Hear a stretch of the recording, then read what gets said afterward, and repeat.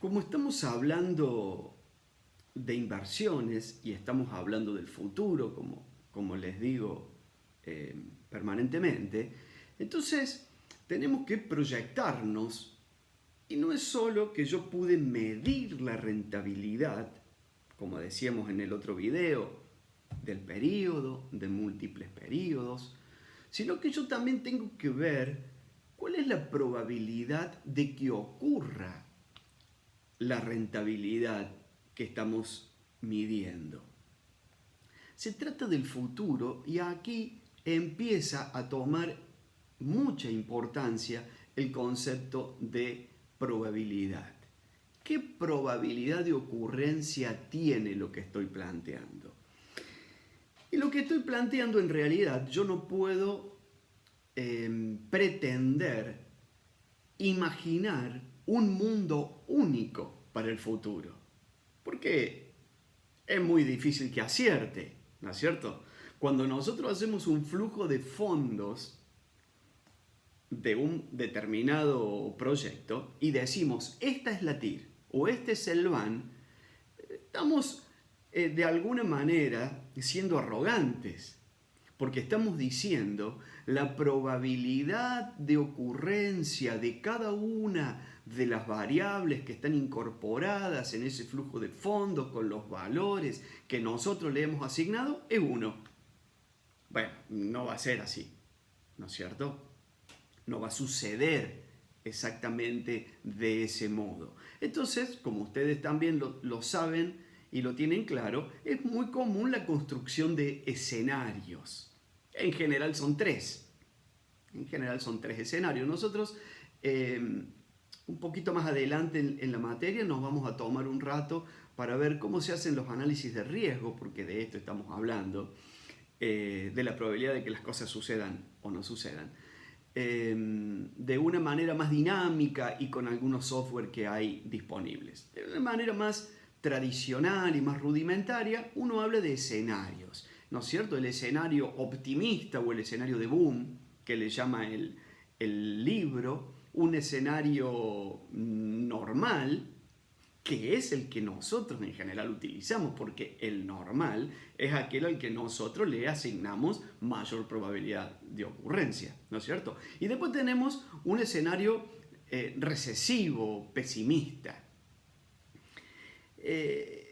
Sigan en el libro el planteo de los 3 escenarios y de cómo se comporta la rentabilidad y cómo mido la rentabilidad esperada, cómo mido la rentabilidad esperada, como la media, como el promedio de ese rendimiento en la distribución que tengo en todo el periodo.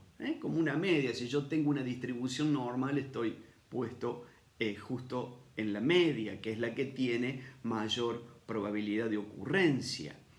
Y ahí estoy viendo la rentabilidad esperada y aparece otro concepto que es importante en este mundo incierto, que es la rentabilidad sorpresa.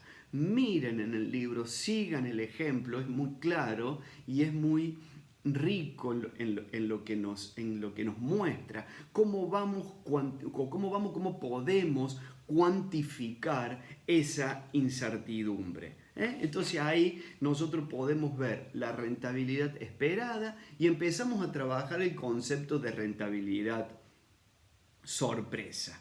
En esta cuantificación de lo que es la incertidumbre y esta incorporación que hacemos del concepto de probabilidad, empiezan a aparecer medidas del riesgo, conceptos que nos permiten medir el riesgo. Estamos pensando en la cartera de inversión, ¿no es cierto?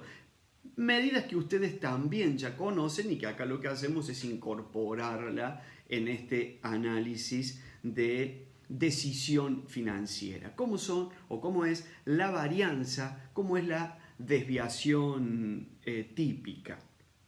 Aparece acá el concepto también de cómo nos comportamos frente al riesgo. Y van a ver ustedes que al final cuando decidimos la conformación de la cartera de inversión, este concepto que es cómo enfrenta el riesgo el inversor, termina siendo determinante para saber cuál es la cartera de inversión definitiva.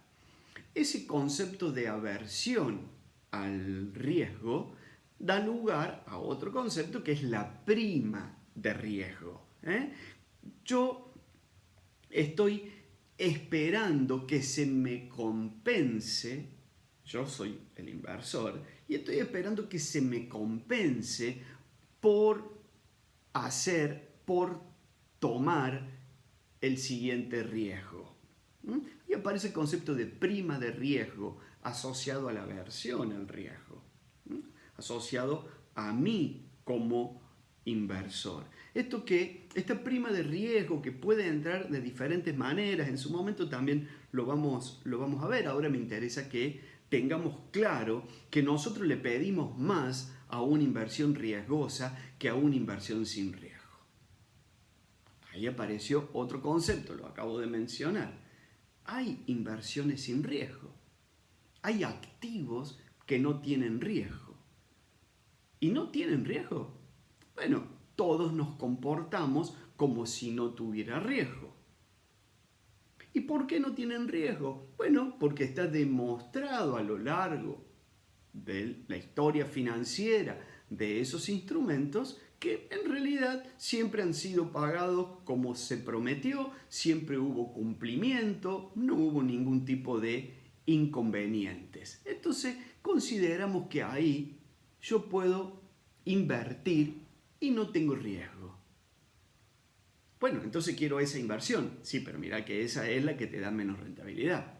Ah, no, pero yo quiero ganar más. Bueno, entonces si yo quiero ganar más, empieza a aparecer este concepto de para ganar más tengo que asumir un mayor riesgo. Bueno, paro en este video, paro acá y ya cerramos con lo que es la línea de asignación de capital.